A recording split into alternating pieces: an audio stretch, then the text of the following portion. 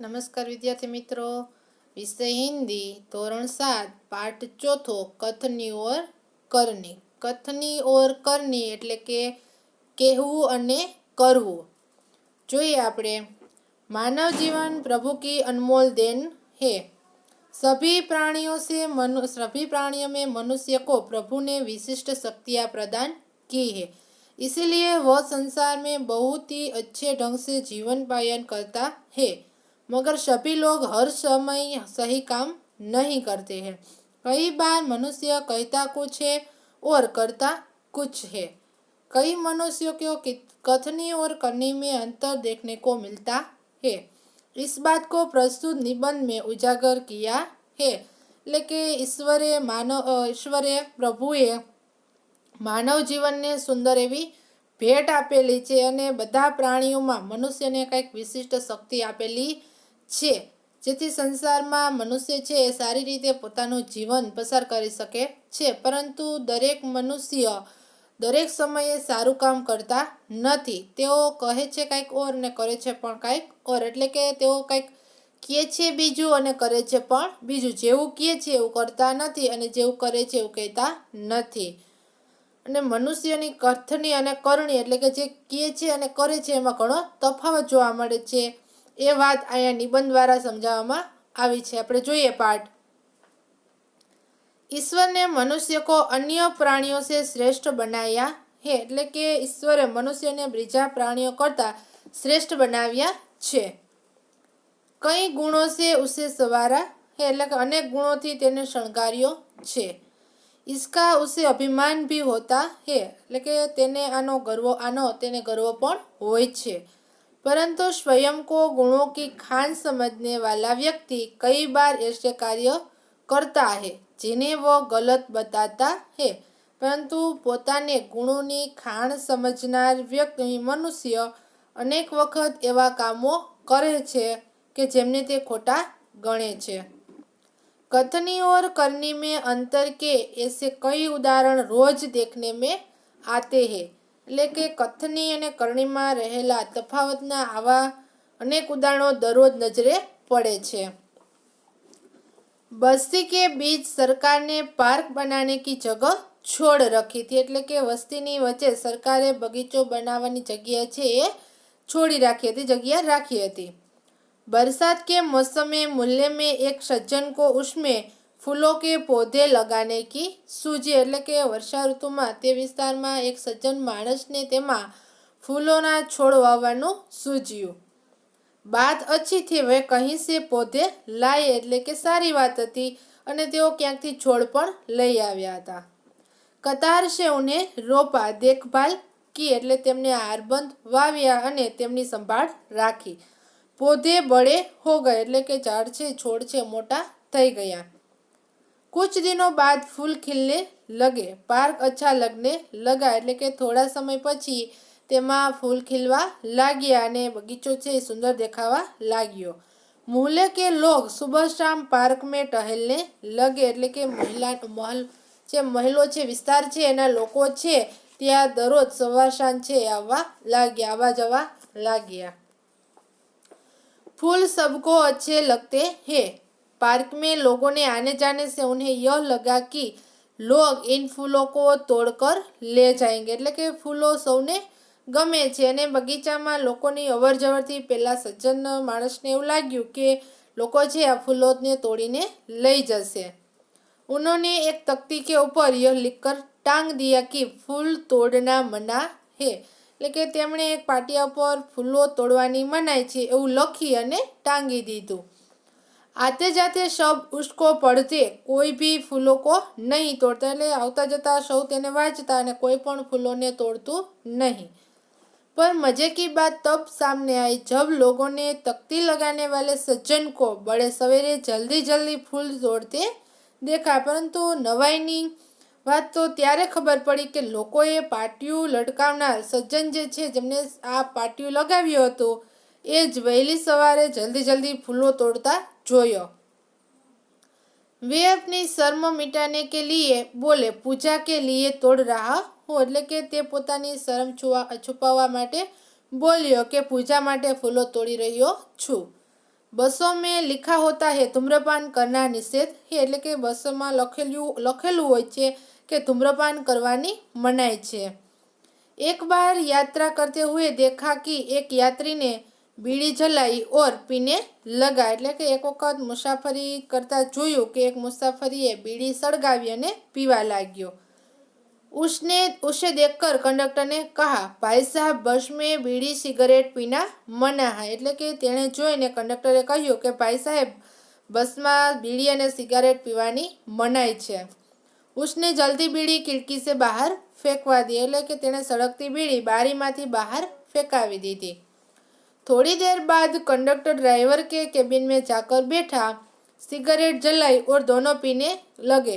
एक दूसरे यात्री ने यह देखा तो लिखे हुए वाक्य की तरफ इशारा करते हुए कंडक्टर से कहने लगे। એટલે કે થોડી દેર બાદ કંડક્ટરને ડ્રાઈવર કે કેબિનમાં જાકર બેઠા, એટલે કે થોડા સમય પછી કંડક્ટર છે ડ્રાઈવરની કેબિનમાં જઈને બેઠો અને સિગરેટ જલાઈ और दोनों पीने लगे, એટલે કે તેણે સિગરેટ સળગાવી અને બંને પીવા लाग्યા। एक दूसरे यात्री ने यह देखा तो लिखे हुए वाक्य की तरफ इशारा करते हुए कंडक्टर से कहा, એટલે કે બીજા મુસાફરે આ જોયું અને તેને લખેલા વાક્ય તરફ સંકેત કરતા કંડક્ટરને કહ્યું, ભાઈ સાહેબ બસ में सिगरेट पीना मना है, એટલે કે ભાઈ સાહેબ બસમાં સિગારેટ પીવાની મનાઈ છે।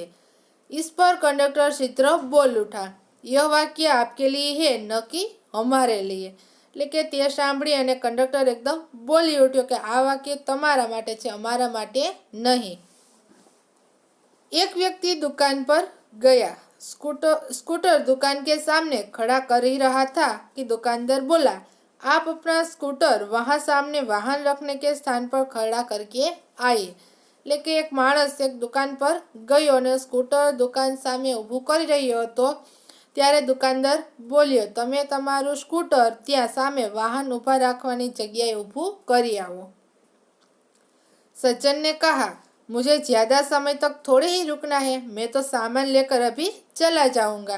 એટલે કે સજ્જને કહ્યું કે મારે થોડા સમય માટે જ રોકાવાનું છે, હું તો હમણાં સામાન લઈને હમણાં ચાલ્યો જઈશ। दुकानदार बोला, पर दुकान के सामने बीच सड़क पर स्कूटर खड़ा रखना कोई ठीक बात नहीं है। એટલે કે દુકાનદારે એવું કહ્યું કે પરંતુ દુકાનની સામે સડક વચ્ચે સ્કૂટર ઊભું રાખવું એ ઠીક વાત નથી। सज्जन ने स्कूटर बाहर खड़ा करने के स्थान पर ले जाकर खड़ा किया और वापस आकर सामान खरीदने लगा। એટલે કે સજ્જને પોતાનું સ્કૂટર છે એ વાહન ઊભા રાખવાની જગ્યાએ લઈ જઈ અને ઊભું રાખ્યું અને પાછા આવીને તે સામાન ખરીદવા लाग्યો। इतने में स्कूटर लेकर दुकान पर एक लड़का आया। स्कूटर दुकान के सामने खड़ा करके वह दुकान के अंदर चला गया। એટલે કે એટલામાં સ્કૂટર લઈને એક છોકરો આવ્યો, દુકાન પર આવ્યો અને સ્કૂટર છે દુકાનની સામે ઊભું કરી અને તે દુકાનની અંદર જતો રહ્યો। यह देखकर इस पर उस सज्जन ने दुकानदार से कहा, आपके इसे मना नहीं किया? वह बोला, यह तो मेरा बेटा है। એટલે કે આ જોઈને પેલા સજ્જન માણસે દુકાનદારને કહ્યું કે તમે અહીંયા આને સ્કૂટર ઊભું રાખવાની ના ન પાડી? તે બોલ્યો, આ તો મારો દીકરો છે। कुछ लोग ऐसे भी होते हैं जो आदर्श की बातें करते लेकिन जब उन्हें अपनाना पड़े तो वे आदर्श भूल जाते हैं। એટલે કેટલાક લોકો એવા પણ હોય છે કે જે આદર્શની વાતો કરે છે પણ જ્યારે તેને અપનાવવાનો હોય ત્યારે આદર્શને એ ભૂલી જાય છે। एक दिन एक सज्जन के घर उनके मित्र मिलने आए। એટલે એક દિવસ એક સજ્જનના ઘરે તેમના મિત્ર એને મળવા આવ્યા।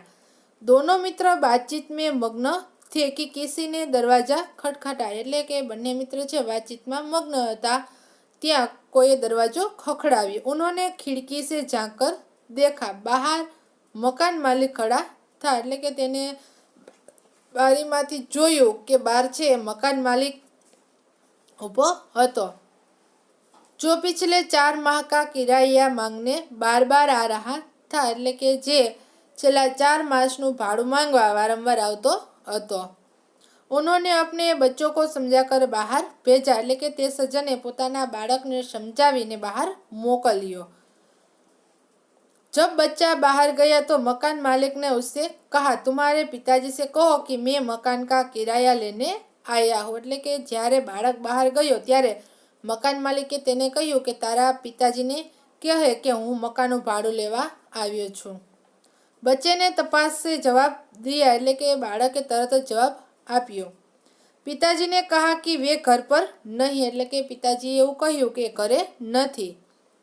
बच्चे की बात सुनकर मकान मालिक हंसने लगा એટલે કે આ બાળકની વાત સાંભળીને મકાન માલિક છે હસવા લાગ્યો। घर में बैठे मित्र के चेहरे पर भी मुस्कान आ गई जिससे देखकर वे सज्जन पानी पानी हो गए એટલે કે ઘરમાં જેનો મિત્ર બેઠો હતો એનું મુખ પણ મલકાયું અને તે જોઈને પેલા સજ્જન છે એ શરમાઈ ગયા। एक सज्जन ने अपने पोते को यह सिखाया था कि हमें कभी किसी काम को गलत ढंग से नहीं करना चाहिए એટલે કે એક સજ્જને પોતાના પૌત્રને શીખવાડ્યું હતું કે આપણે કદી કોઈ કામ ખોટી રીતે ન કરવું જોઈએ। સદા આપની બારી की प्रतीक्षा करनी चाहिए એટલે કે હંમેશા પોતાના વારાની રાહ જોવી જોઈએ।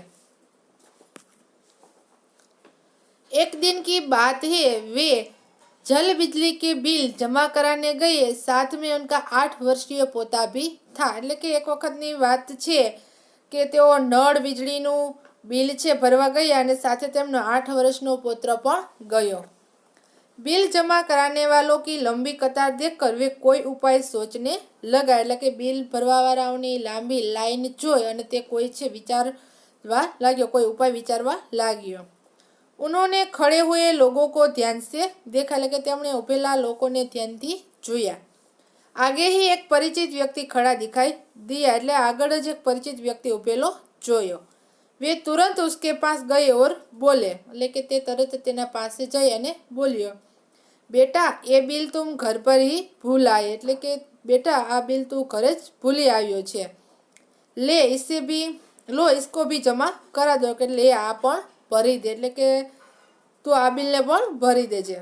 वह व्यक्ति कुछ बोले उससे पहले ही बिल व राशि उसके हाथ में थमा दी और एक तरफ जाकर खड़े हो गए એટલે કે એ વ્યક્તિ કંઈ પણ બોલે એ પહેલા જ એને બિલ અને તેની રકમ તેના હાથમાં મૂકી અને એક બાજુ ઊભા રહી ગયા। पोता बार बार कहने लगा दादाजी लाइन में लगिए ना। उसकी बात सुनकर लोग हंसने लगे એટલે તેનો પોત્ર છે વારંવાર કહેતો રહ્યો દાદાજી લાઈનમાં ઊભા રહો ને અને આ વાત સાંભળી અને લોકો છે હસવા લાગ્યા। कई लोग ऐसे होते हैं जो आदर्श की बातें को करते हैं पर उन्हें अपनाते नहीं એટલે કેટલાક લોકો એવા હોય છે जो આદર્શની વાતો કરે છે પણ તેને અપનાવતા નથી। इस प्रकार का आचरण अच्छा नहीं होता એટલે કે આવું આચરણ સારું ન કહેવાય। ऐसा आचरण करने वाले को भी कभी सम्मान नहीं मिलता वे हंसी के पात्र बनते એટલે કે આવું આચરણ કરનારાઓને ક્યારેય પણ આદરમાન મળતું નથી અને તે હંમેશા હાસ્યપાત્ર બને છે। इसीलिए हमें कथनी और करनी में सदैव समानता रखनी चाहिए એટલા માટે આપણે કથની અને કરણીમાં હંમેશા એકતા રાખવી જોઈએ। हो कथनी करनी एक समान जग में मिलता तब सम्मान એટલે હોય કથની અને કરણી એક સમાન જગતમાં ત્યારે મળે છે સન્માન। હવે આવે છે એના શબ્દાર્થ અને મહાવરા। શબ્દાર્થ જોઈએ આપણે શવારા એટલે સજાયા, અંતર એટલે ભેદ ફર્ક, પાર્ક બાગ બગીચા, કતાર પંક્તિ, વર્જિત નિષેધ મનાહી, કંડક્ટર એટલે परिचालक, शीघ्र जल्दी, तपासे जोश के साथ जल्दी से, पोता એટલે पुत्र का पुत्र, प्रतीक्षा इंतजार, राशि એટલે रकम, आचरण व्यवहार, सदैव सदा के लिए। હવે છે मुहावरा गुणों की खान बहुत गुणी, पानी पानी हो जाना बहुत लज्जित हो जाना। दरेक विद्यार्थीए शब्दार्थ અને મુહાવરા બુકમાં લખવાના છે। પાઠ અહીંયા પૂર્ણ થઈ ગયો છે। આપણે આ પાઠનો અભ્યાસ આગળના વિડીયોમાં જોશું। Thank you.